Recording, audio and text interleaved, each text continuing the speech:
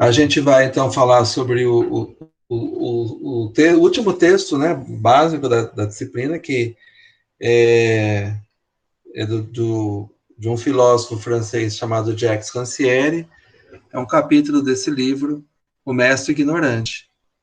Primeiro capítulo do livro, que se chama Uma Aventura Intelectual. Também devia ter passado, também é interessante, o prefácio de edição brasileira do livro. Vou comentar brevemente sobre ele também, que ajuda a gente a entender um pouquinho a proposta do livro, contextualizar um pouco esse livro.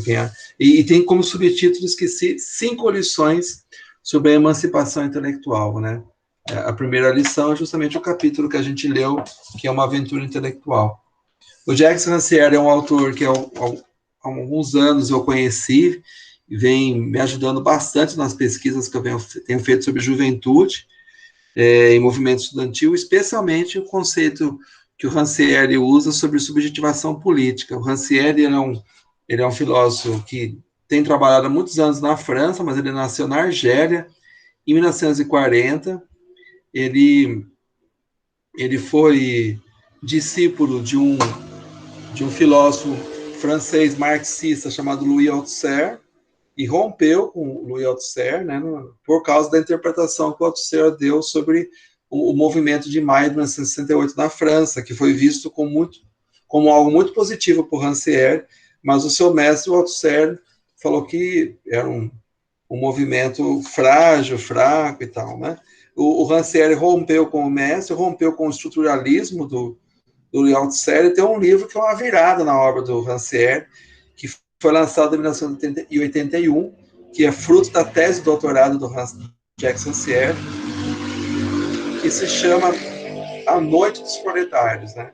Que é um livro muito importante, assim, vigoroso do Rancière, que ele pesquisou sobre operários, né? Uma história de vários operários que publicaram jornais ao longo do século XIX na França, desde o início do século XIX, a meados do século XIX, e ele foi tentando entender como era essa cultura operária, né? E ele percebeu que essa cultura operária se dava muito por uma espécie de autoformação política, de emancipação intelectual desses operários durante as suas noites, por isso que é a Noite dos Proletários, né? Durante as suas noites, nas tabernas, nos bares, nas casas, nos clubes de discussão, eles encontravam não só operários, mas outras pessoas que não eram operárias, inclusive o próprio Jacques Todt, que é citado, né? que é o grande personagem do livro, O Mestre Ignorante, mas também burgueses empobrecidos, pequenos burgueses, né? Que ajudaram os operários a constituir as suas ideologias, suas políticas, suas lutas, né? E, enfim, aí o Mestre Ignorante é um subproduto dessa pesquisa na Noite dos Proletários, que ele discute um autor, um educador, né, chamado Joseph Jacques Todt, que teve muita influência entre os operários franceses, né, durante o século XIX.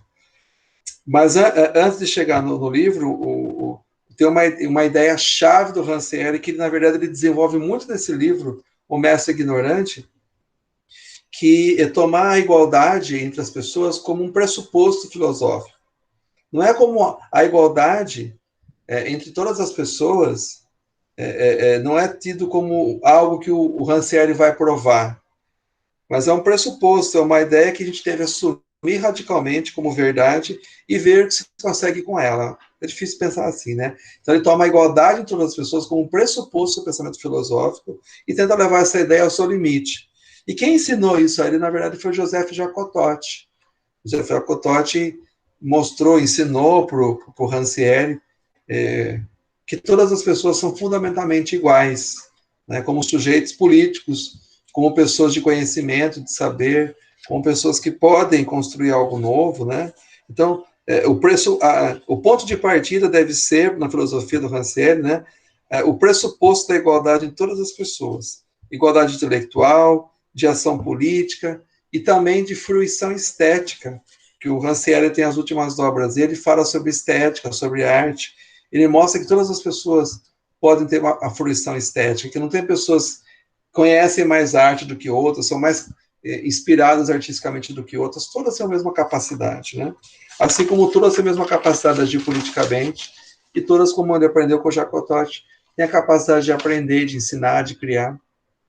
Ele tem livros bastante interessantes na política, que tem ajudado muito nossa pesquisa, né, que o Douglas participa ativamente, né, sobre o movimento estudantil, como o Desentendimento, o Ódio à Democracia, que são obras políticas, que mostram que a origem da política é a ação das pessoas que eram tidas como incapazes de agir e de se expressar publicamente. Pessoas que são vistas como incapazes de ação política autônoma ou incapazes de ter uma voz autêntica própria, ao agirem e falarem, elas fundam a verdadeira política. Quem são essas pessoas? Na República Romana foram os plebeus, que eram os trabalhadores, que eram vistos como pessoas incapazes de falar, de participar da política. No século XIX foram os operários, também as mulheres, até bem recentemente, os jovens, e na nossa pesquisa das ocupações, os estudantes secundaristas. Dificilmente alguém do próprio movimento estudantil universitário levava a sério os secundaristas como agentes políticos, né? No entanto, no movimento das ocupações que a gente tem estudado, em 2015 e 2016, eles foram os principais agentes políticos contra a regressão da democracia, daqueles que menos se esperava, né? Adolescentes, ensino médio, né? Então, o Rancière nos ensinou muito isso, né? De aqueles que são tidos como inferiores, e essa ideia que estou falando é importante para entender o próprio livro que a gente vai discutir do Rancière, o Mestre Ignorante, né? Então, aqueles que são tidos, ou foram ao longo da história, tidos como inferiores, incapazes, menos racionais, menos independentes, menos autônomos, ao provar justamente o contrário, que eram pessoas tão iguais como quaisquer outros, se consideravam superiores, né? Funda o verdadeiro momento político. Então, o momento político é o momento de verificação da igualdade de todas as pessoas. Quando aqueles que não sabem falar, falam e têm que ser ouvidos. Quando aqueles que são considerados como incapazes de agir politicamente, agem e transformam a realidade. Sejam eles plebeus, operários, mulheres em busca do direito ao voto, jovens no movimento dos anos 60, ou os estudantes secundaristas nas ocupações. Bom, enfim, a gente chega e assim, ao mesmo tempo, esses momentos da política como manifestação da igualdade de todas as pessoas são importantes também para tentar, como se diz, criar barreiras também a um combate que é muito antigo contra a democracia. Na verdade, um combate que as elites fazem contra qualquer forma de participação popular, né? A democracia, mesmo a democracia frágil como a nossa, que se baseia no voto, basicamente, ela mesmo assim é vista com desconfiança pelas elites, porque eles acham, as elites, as elites, que as pessoas são desiguais, naturalmente desiguais. Que existem pessoas que nasceram para governar, e existem pessoas, a maior parte, que nasceram para ser governadas. Então, a democracia ou a participação popular sempre foi vista com desconfiança. É só pegar as ideias do Platão sobre a democracia, ele é o cara mais antidemocrático que a gente pode ver, né? Esse combate à democracia, esse combate à participação popular, visa legitimar o poder dos sábios, dos guerreiros, dos ricos e dos técnicos, mais recentemente, né? Dos peritos, né? Para limitar a democracia. Tá? Mesmo a democracia frágil que a gente tem hoje, quando ela é exercida efetivamente, ela causa muito medo nas elites, né? Bom, dando um pouco desse preâmbulo do Rancière, ele é vivo, vai ter um evento sobre o Rancière semana que vem, na USP, na Faculdade de Educação da USP, com vários pesquisadores brasileiros e internacionais falando do Rancière, e o próprio Rancière vai dar uma entrevista nesse evento. Eu vou divulgar para vocês, né? Mandar o e-mail e também colocar lá no Moodle, tá bom?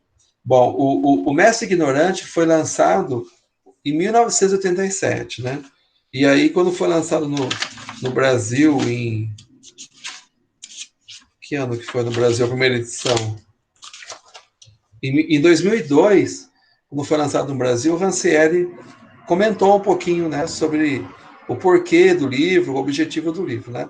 Ele diz que em 1987 havia uma disputa na França sobre o sentido da política educacional. Havia duas concepções sobre como deveria ser a política da educação na França, da educação pública, a educação escolar. Primeiro, uma ideia dos socialistas franceses, né? Os socialistas franceses estão querendo nosso PSDB, né? São bem assim, bem pouco radicais assim, né? Não sei, ou o PT em termos de governo, né? Então, os socialistas franceses, eles fazem leitura das ideias do Pierre Bourdieu e propõem uma espécie de sociologismo progressista. Qual que é a ideia? Que a escola, segundo Bourdieu, ela é um instrumento que reproduz as desigualdades sociais. O que os socialistas propõem? Então, a gente vai fazer uma escola que quando ela lidar com os inferiores, os desiguais, vamos dizer assim, com os pobres, com os imigrantes, uma escola que vai fazer uma adaptação do conteúdo para essa população, né? Uma adequação para que eles consigam entender e consigam ir bem na escola, que eles consigam aprender os conteúdos, né? É uma ideia de fazer uma adaptação curricular, vamos dizer assim, de acordo com o tipo de aprendiz, sua classe social, se é imigrante ou não. O que não é uma ideia tão ruim assim, né? Mas tem uma outra ideia também, uma outra concepção de política educacional dos mais conservadores, que no caso deles são os republicanos, parecido com os republicanos dos Estados Unidos, seria o nosso PMDB aqui, nossos conservadores republicanos, que eles defendem que todas as pessoas têm que ter o mesmo tipo de ensino, porque você tem que, segundo os republicanos, difundir o conhecimento de forma diferenciada, para que todos tenham acesso ao mesmo saber, com a mesma qualidade. Que é um pouquinho, por exemplo, a proposta da BNCC, né, da Base Nacional Curricular Comum, né? Você tem um currículo padrão para ensinar de forma igual a todos, com qual argumento? Para que todos tenham acesso ao mínimo do saber, do saber em comum, do saber relevante. Bom, tudo bem, gente? Esse era o debate educacional que o Rancière estava vivendo quando ele resolveu escrever esse livro.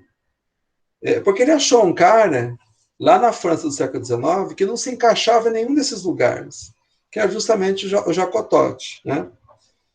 O que essas duas ideias, que é o sociologismo progressista e o republicanismo, tinham em comum? A ideia, o que eles tinham em comum é que a educação é vista como uma forma de promover a igualdade.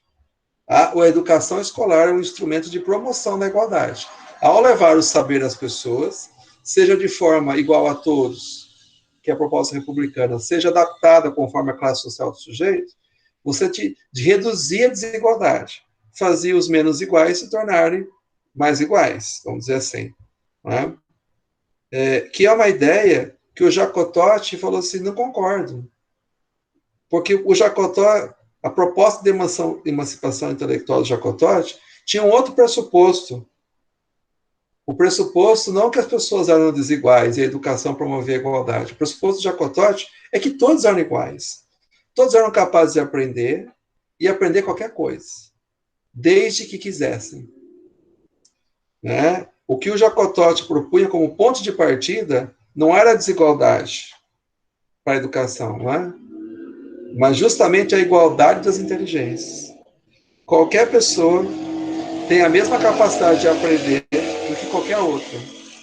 Isso é um pressuposto, não é algo que o Jacotot quer provar, é uma crença, é, uma crença, assim, um princípio da educação dele, que o Rancière trouxe para o pensamento político, estético, né, dele. Já no século XIX, o Jacotot era uma voz dissonante, quando começou na França a proposta de uma rede pública de ensino, da instrução do povo, né? Que sempre tinha essa ideia de que a classe trabalhadora, as camadas populares eram inferiores em saber, em conhecimento e educação, e elevar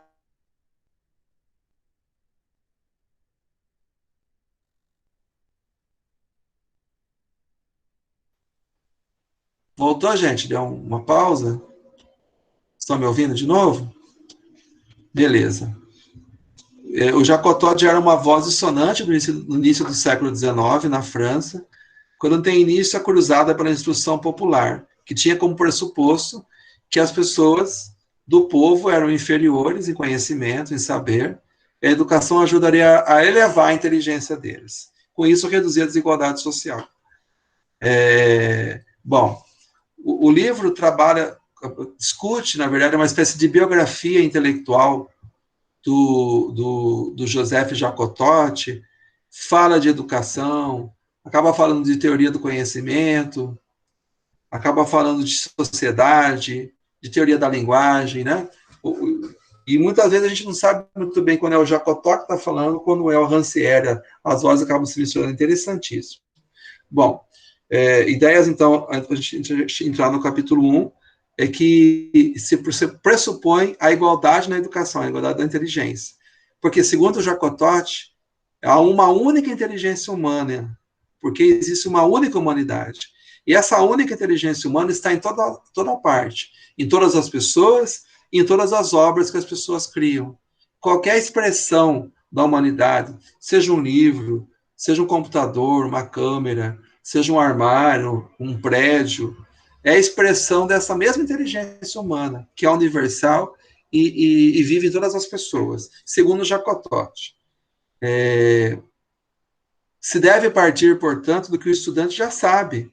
Todo mundo sabe alguma coisa. Não tem ninguém que não saiba nada. E partindo do que o estudante já sabe, se pode, usando a sua inteligência, relacionar o que o estudante já sabe com o que ignora, desde que o estudante, que o aprendiz, tenha vontade de saber aquilo que ele ignora. Então, existe um elemento aqui fundamental, além da inteligência. A inteligência é única na humanidade. E a vontade também é um outro ânimo importante do ser humano. Só que, às vezes, a vontade fraqueja. Quando a vontade fraqueja, a pessoa não aprende, segundo o Rancière, o Jacotot. A gente vai voltar lá. E mais, o mestre pode ensinar o que ignora, pois o que o mestre transmite não é a sua inteligência. O mestre, fundamentalmente, não transmite conhecimentos. O que ele transmite é a vontade. Que vontade? A vontade de que o estudante aprenda. A vontade, o que o mestre transmite é uma mensagem de que o estudante pode aprender se ele quiser, porque ele tem inteligência. Qualquer outra pessoa, e qualquer pessoa pode aprender o que quiser. Então, a gente vai entrar no texto, né? Isso também está dentro do texto, mas é só... Quem era esse Jacotot? De onde veio essa ideia tão aparentemente excêntrica, mas se a gente pensar bem, ela é revolucionária, né? Joseph Jacotot, ele participou da Revolução Francesa lá no final do século XIX, final do século XVIII, começo do século XIX na França, foi um jacobino, um revolucionário francês, participou das guerras, exerceu cargos no governo e foi eleito deputado na Assembleia Francesa em 1815, quando Napoleão foi, enfim, derrotado, e foi feita a restauração na França. Para evitar ser preso, ele migra para a Holanda e consegue um trabalho, né, à noite, na Universidade de Louvain, para ministrar aulas de literatura francesa.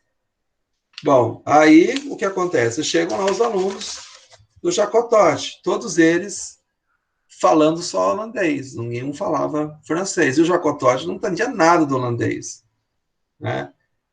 O Jacotot falou, o que eu vou fazer com essa turma? O que eu posso fazer com ele? No desespero, ele encontrou uma edição de um livro chamado Telêmaco, que é um livro do século XVII, né? Que era uma tradução bilíngue. Então, numa coluna tinha o texto em francês original, na outra o texto traduzido para o holandês. Ele falou para o pessoal, leiam esse livro, chamou um tradutor, falou assim, fala para eles lerem esse livro, daqui a algumas semanas a gente volta a se encontrar, e eu vou ver se eles aprenderam alguma coisa do francês. Quem sabe, né?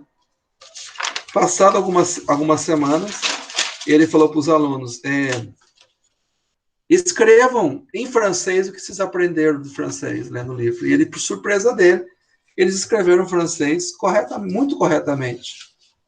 né? Inclusive a construção, francês é uma língua complicada, né? Inclusive a construção gramatical, as palavras, usadas com correção por quase todos. Aí ele se surpreendeu, foi o espanto dele, né? Porque até então ele também foi um professor que era um explicador, né?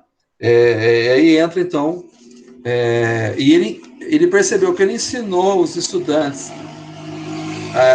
o francês sem saber o holandês. Sem dar aula, na verdade. Ele só teve uma ideia. Venha esse livro e aprende o francês. E surpresa dele deu certo. Então aí que ele começa a desenvolver o método dele, as ideias dele educacionais. Inclusive a ideia de que as inteligências são iguais, né?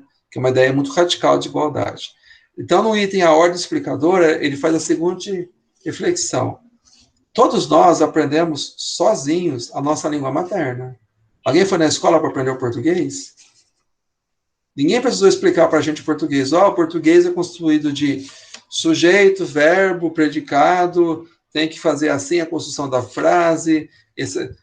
Ninguém teve aula de gramática, de léxico, de dicionário para aprender a língua materna, não é? Na fase talvez a gente é mais frágil, com mais dificuldades, né, desenvolvimento, a gente aprende algo que é muito difícil, que é uma língua, a nossa língua materna, nossa língua mãe. Então, a gente aprende a nossa língua materna convivendo com as pessoas, ouvindo falar, ensaiando, errando. Por que depois as outras coisas que a gente tem que aprender, nós necessitamos de explicação? Será que a gente perde a capacidade de aprender sozinhos? A única coisa que a gente é capaz de aprender sozinho é a língua materna, todo o resto do professor para explicar? Porque depois só se aprenderia com a explicação, o Jacotó já contra isso. Ele fala que não. Assim como a gente aprendeu a língua materna sozinho, a gente pode aprender qualquer coisa sozinho. Tudo a gente pode aprender sozinhos. Sozinhos ou com o mestre ignorante, quando ele vai citar mais adiante. Aí ele pergunta, qual é o verdadeiro papel da explicação? Se a explicação, no fundo, não serve para ensinar, ela serve para quê? Segundo Jacotó, serve para mostrar a inferioridade do outro. O explicador, ao explicar, é capaz, na verdade, tentando mostrar que o outro é inferior a ele, aquele que não sabe é inferior àquele que sabe, porque sabe explicar. E aquele que explica sempre consegue achar uma nuance no texto, no livro, na teoria, mais profunda, mais escondida, que o aprendiz nunca vai ter descobrir por sozinho.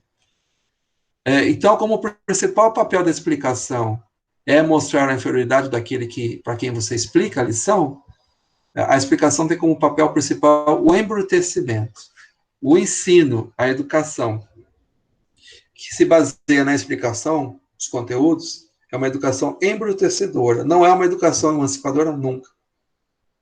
Bom, aí ele vai comentar no item O Acaso e a Vontade, que os estudantes lá na Holanda, os holandeses, aprenderam francês. Como que eles aprenderam francês? Eles aprenderam pelo contato direto de suas inteligências com a inteligência do autor do Telêmaco, daquele livro. Sem necessidade de nenhum explicador, de nenhum mediador. Não teve uma pessoa que precisou, olha, para você entender aqui o livro Telêmaco, eu te dar chaves de leitura, os conceitos-chave, ou então as regras gramaticais do francês, senão você não consegue entender o Telêmaco. Não precisou de ninguém fazer isso. Eles aprenderam porque estavam com vontade de aprender o francês, de fazer as aulas com o Jacotot. Né? Então, assim, como que foi possível que os estudantes aprendessem diretamente diretamente o texto sem necessidade do mediador, de um explicador? Porque todas as inteligências e os produtos das inteligências são da mesma natureza. Inclusive as palavras que estão escritas no livro do Telêmaco. Todas são frutos da inteligência humana, que é uma única inteligência. O que tornou possível aprender foi a vontade dos estudantes. A vontade e que os estudantes fizeram. Eles relacionaram o produto da inteligência do autor do livro, do Telêmaco, com o pouco que os estudantes sabiam. Os estudantes, com o seu esforço, porque eles queriam aprender o francês, eles conseguiram aprender o francês, relacionando a sua inteligência com a inteligência do autor do texto, que no fundo é a mesma. As mesmas operações lógicas, o mesmo espírito humano. Veja que eu não estou falando da teoria do Rancière, né? Uma teoria do século XIX. Né? O mesmo espírito humano percorre todos os produtos criados pelas pessoas. Né? Bom, aí a gente vem no item o mestre emancipador. O que o Rancière está fazendo não é defender a ausência do mestre, do educador, e sim dizendo que o mestre deve ser, para ser emancipador, não deve ser explicador. O que o mestre ele comunica não é uma explicação, não é um conteúdo, não é um currículo. O que ele comunica é uma vontade. A vontade dele de que o estudante aprenda o que ele quer. E o que a relação entre o estudante e o mestre emancipador, na educação emancipadora, é uma relação entre vontades. Há um diálogo entre a vontade do professor, do mestre emancipador, e a vontade do aprendiz. Não é uma comunicação entre inteligências. Né? O que o mestre comunica para o educando é a opinião do mestre de que todas as inteligências são iguais, todas as pessoas são iguais. Aí a gente vai para o último item do capítulo, que se chama o círculo e a potência. Ele diz assim, né? Para ser emancipador, o mestre precisa ser emancipado. Nós, que somos mestres emancipadores, nós temos que acreditar que os estudantes têm a capacidade de aprender por si só e que todos têm a mesma inteligência, igualdade de inteligência. Ele diz, na verdade, o Jacotot vai propor, é o método universal, porque, na verdade, todo mundo faz isso. Não é só quando a gente é criancinha que a gente aprende a língua materna na marra, que a gente aprende as coisas sozinhos por necessidade ou desejo. A gente faz isso a vida inteira. Quantas coisas a gente não foi buscar e aprender sozinho, em vários momentos na vida? É que todos nós praticamos isso, mas ninguém reconhece. E se a gente for tentar puxar, quanta coisa a gente aprende sozinho? Eu fico assim, acho divertido quando eu vejo os alunos saindo da aula, eles vão lá no computador, vão buscar um tutorial no YouTube para aprender a mesma lição que o professor deu, vão aprender melhor. Ou prestar atenção na aula porque estavam distraídos, ou porque falar, depois eu procuro um tutorial que em 10 minutos explica o que o professor levou 2 horas para explicar. Né? Eu acho muito engraçado a necessidade, porque eu preciso tirar nota, né? Então é um exemplo, mas quantas vezes a gente não faz isso, não busca as coisas por necessidade ou por desejo e aprende? Só que a gente não se dá conta e não reconhece isso. O que o Jacotot faz é reconhecer isso. Por isso que ele vai chamar o método dele de universal. É algo que sempre existiu, sempre vai existir. Essa forma de aprendizado, que é autônomo, né? Bom, vamos lá. Para terminar, o Jacotot, ele é um filósofo. E essa emancipação intelectual é do indivíduo, da pessoa. Porque para o Jacotot não pensa em emancipação coletiva ou política. Tem uma discussão que o Rancière vai fazer depois, que ele discorda do Jacotot. Ele vai mostrar que a emancipação política também é possível. E muitas vezes na história, ela é precedida pela emancipação intelectual de muitas pessoas, como os operários que ele pesquisou na França, lá no livro dele, A Noite dos Proletários. Mas o Jacotot não era muito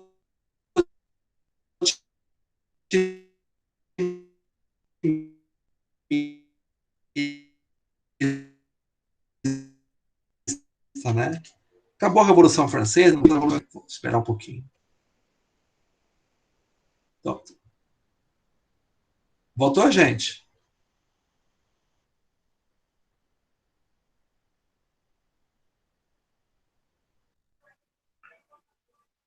Ainda não, grupo. Aqui para mim está travando um pouco ainda. A imagem está travando, o áudio. Agora voltou. Voltou, né? Voltou. Que avisou aqui. Voltou. Beleza. Avisou aqui para mim que parou Você parou na Revolução Francesa. Tá. Eu acho que ele ficou um pouco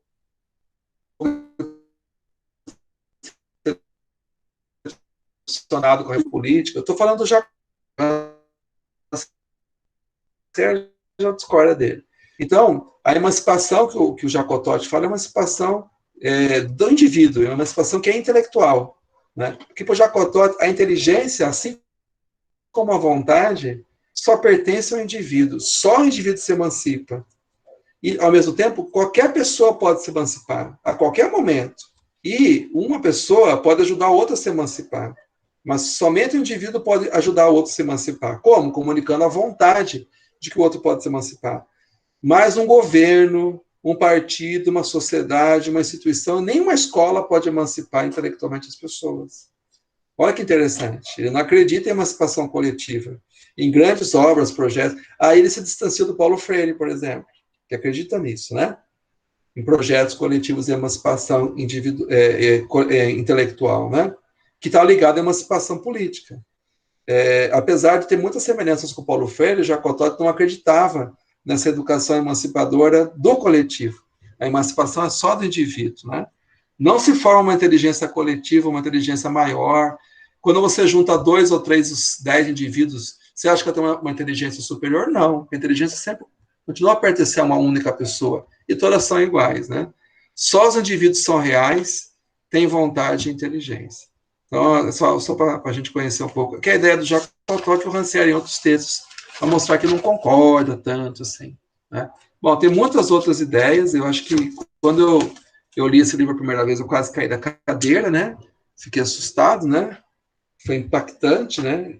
E não é nem a ideia do Rancière no século XX, é do Jacques Todt no começo do século XIX, mas, assim, depois eu fui entendendo melhor, né? Convido vocês a conhecerem o resto do livro, que é muito bonito, muito legal. Então, está aberto para perguntas, comentários, discordâncias.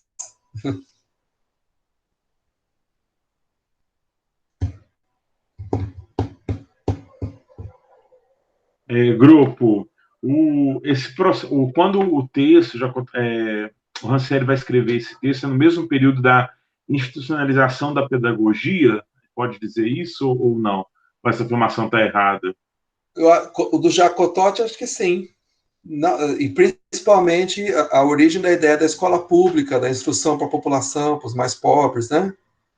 Isso na França, a ideia da educação como algo que podia levar as pessoas sabe, a uma situação de menos desigualdade, podia ajudar o progresso da sociedade.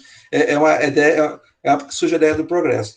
E tem um momento que o Rancière fala, na verdade o Jacques Todt, né? É que a gente não sabe quem é um e quem é outro, de que você tinha, ao longo dos séculos anteriores, a história a história do indivíduo é a história da civilização. A história da civilização quase sempre era contada como uma história de uma regressão, de uma, como se diz, de um regresso, de uma decadência da sociedade, da idade do ouro à idade do ferro, sabe essa história? Quase sempre se contou a história de um país, de uma nação, como a história de uma decadência. Ao mesmo tempo que a pedagogia conta a história da evolução do indivíduo, do seu progresso. O que acontece no século XIX com a ideologia do progresso? Você tem a unificação da história, da grande história, que passa a ser não a história do retrocesso, da decadência, mas a história do progresso da sociedade. E você tem a junção dessa grande história com a pequena história, que é a história do desenvolvimento do indivíduo, do progresso do indivíduo. Então, ele vai até dizer, o Jacques Todt, você tem a construção no século XIX da sociedade pedagogizada, da sociedade toda ela voltada para o progresso, seja da indústria, seja das instituições, seja do indivíduo por meio da educação, né? O que acontece para a classe trabalhadora, né?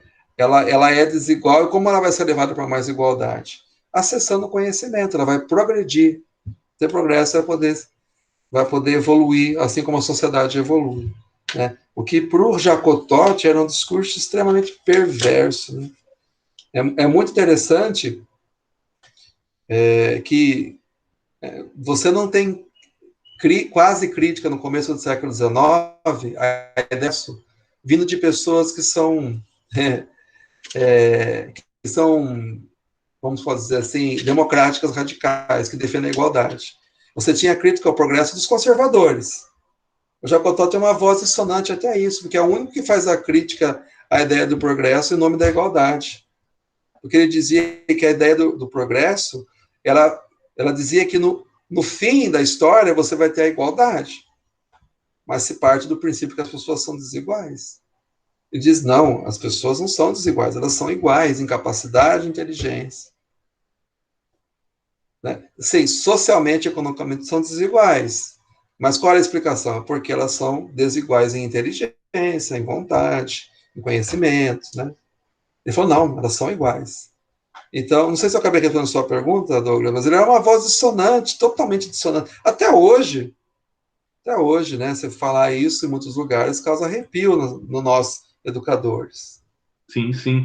E aquela concepção, né, de que, olha, não pode aprender sem um professor ou sem a escola, né, que os assuntos, talvez os assuntos mais complexos, precisa de uma explicação adicional para compreender esses assuntos. Então, vai nesse contrafluxo aí daquilo que a gente tem visto hoje, né, dessa pedagogização do conhecimento, né, das estruturas escolares. Eu peguei esse texto, não sei se eu fiz certo também, numa especialização que eu estava fazendo sobre ensino de sociologia no ensino médio na UFSJ, e aí a disciplina era sobre o espaço escolar, né? Então eu tentei refletir como que o espaço também ele contribui para esse embrutecimento, né? Ele contribui, como a escola é formada, ela contribui para esse embrutecimento aí, né? Não a emancipação, mas o embrutecimento. O Jacotot, isso foi nos outros capítulos, ele não propõe um método de ensino para as instituições escolares que seja disseminado. O que ele fala a certa altura é que um pai pode ser um mestre emancipador. O filho operário, mesmo o pai, o pai ou uma mãe pode ensinar o filho ou a filha a se alfabetizar, mesmo sendo analfabeto. Porque que ele comunica para o filho e para a filha é a vontade que ele aprenda. Que ele é capaz de aprender, não alfabetizar ele, né? Então, o Jacotot, por causa dessas ideias, ele se tornou muito popular entre a classe trabalhadora. Nesse sentido, mas não propondo uma escolarização universal, mas propondo a ideia de que qualquer pessoa poderia aprender qualquer coisa se tivesse vontade. E surgiram algumas tentativas de formar a rede de escola baseada no Jacotot, que acabavam negando algumas ideias do fim do Jacotot, do próprio Jacotot, né? Uma contradição, mas ele não propunha. Ele foi até convidado, vem aqui, o Jacotot, vem ajudar a gente a fazer um plano nacional de instrução na França. Convidaram ele. Ele ficou famoso, ele voltou para a França. Ele falou, não, se alguém quiser que ajude, vem aqui em casa, minha porta está aberta, vem aqui em casa que a gente vai aprender juntos alguma coisa. Que seria uma autoeducação, né? Ou não? Tem momentos, sim, sempre é uma autoeducação. Tem momentos que ele, no texto, fala de aprender sem mestre. Até no túmulo dele ele coloca isso, né? Que Deus criou os homens, as pessoas todas iguais e que todas podem aprender sem mestre. Mas há momentos que ele fala do mestre emancipador, que é aquele que comunica a vontade. Né? Mas, no fundo, eu posso aprender sem um mestre emancipador, no fundo, né? Então fica um pouco essa dubiedade. O Anivaldo levantou a mão? Ou você apertou sem querer? Pode falar. Não, então, é um pensamento muito instigante, cara. Assim, muito, muito. E assim, quebra alguns paradigmas, né? Que para a gente se apresentam assim como indissolúveis, né? Mas, partindo do pressuposto que a educação, mesmo na França, em alguns momentos, ela passa, né, por um viés mercadológico, enquanto mercadoria, né, os processos educacionais transformou-se numa mercadoria, não poderia essa pretensa igualdade ela alavancar ou acirrar ainda mais uma desigualdade? É uma pergunta assim que eu faço, porque se a gente conseguisse, do ponto de vista praxeológico, aplicar essa teoria, sobretudo na educação pública, eu acho que seria muito interessante. Entendeu? Então, mas aí me vem essa reflexão, né? De uma educação enquanto mercadoria, e aí essa pretensa igualdade que ele assevera, ela pode como é que eu vou dizer? Ela pode evidenciar ainda mais uma desigualdade, sabe? Eu não sei se eu entendi direito sua colocação, mas a ideia da igualdade na sociedade de mercado é a igualdade formal. Todas as pessoas podem trocar, vender suas mercadorias no mercado. No caso do trabalhador, ele é livre para trocar a única mercadoria dele, que é a força de trabalho. Mas a igualdade que o Jacotot e o Rancière falam é uma igualdade substantiva, concreta. No Jacotot é igualdade de inteligência, no Rancière é qualquer coisa, inclusive a capacidade de fruição artística, capacidade de participação política, mas isso, tanto no Jacotot quanto no Rancière, é um pressuposto, não é uma coisa que eles querem provar. É quase uma cláusula pétrea, assim, sabe? Porque eu não estou discutindo. Eu quase com uma crença que eu levo ao limite essa ideia. O que eu posso fazer com ela? Não é? Eu não sei se eu consegui entender bem sua pergunta, se eu respondi. Isso, assim, por Jacotot, você não consegue levar isso para a instituição. Não consegue levar? Não consegue, porque porque daí porque a instituição, a pessoa é obrigada a ir, tem um currículo formal, padronizado, para ensinar. Entendi. Apesar de ele ter descoberto aquilo dentro de um lugar de ensino formal, né? Que foi na universidade, mas era um curso livre. Uma saletinha, com acho que 2 velas que iluminavam a sala à noite, o pessoal entupia a sala lá, iam porque tinham vontade.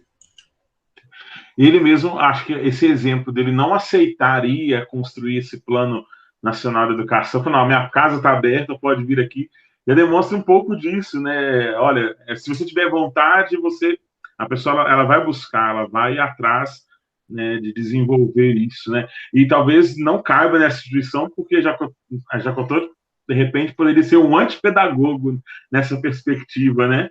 De construção do conhecimento. Ele é anti-instituição e antipedagogo mesmo. Dá para dizer que ele é antipedagógico. Ele é mesmo. Eu acho que talvez alguém que consiga fazer essa passagem para uma educação popular e até escolar seja o Paulo Freire. O Paulo Freire também tem essa ideia de que todos sabem alguma coisa, essa ideia construtivista que a gente constrói o conhecimento a partir do conhecimento prévio, de que o conhecimento tem que ser significativo, tem que ser desafiador para a pessoa, tem que ser uma coisa que ela percebe que vai ajudar a transformar a realidade dela. Então, o Paulo Freire tem alguns pontos de contato com o Jacotot e algumas diferenças. E essas diferenças fazem que o Paulo Freire possa pensar num sentido político da educação, que no Jacotot não tem, e levar essa educação emancipadora para a escola popular, inclusive. Mas o Paulo Freire, quando ele no golpe de 64, que ele se exilou no Chile, ele estava trabalhando no MEC para construir um plano nacional de alfabetização. Né? E o Paulo Freire acreditava nessa possibilidade, diferente do Jacotot. Então, talvez com o Paulo Freire a gente consiga pensar essa aplicação de algumas dessas ideias na escola. O professor, esse cara é instigante. Eu gostei dele, cara. Os dois são muito interessante, instigante. O Rancière também. Muito instigante. Sim, precisa estudar esses caras. Eles, para a época, eles são revolucionários. Tem alguma coisa aí que muito... tem um tutano aí que a gente tem que destrinchar, assim, vamos dizer. Sim. O Rancière é contemporâneo, ele ainda está vivo, né? Mas o Jacotot faleceu já há bastante tempo, no século XIX. Eu acho, assim, uma coisa legal desse livro é que tem algumas